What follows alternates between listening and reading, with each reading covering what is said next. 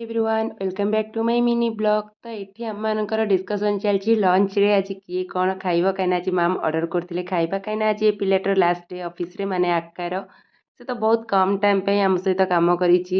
तार एग्जाम वगैरह किसी रोचे तो सी रेगुलर आसीपारे ऑफिस से तार आज लास्ट डे से मैम कहले कि खाइबा तो बाहर जाए खाईपारे तो किसी ऑर्डर करदे आ फाइनाली आम मानकर लंच एमती किसी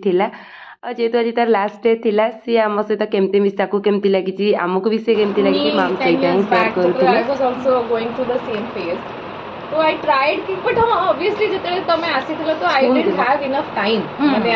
एबे प्रीतिश भाई कहबे तुम विषय मुझे मना करती मोबाइल कुह तमे कहबन के तमे अधिक कहछ मैं join she was very confused and fickle minded also because he had many questions.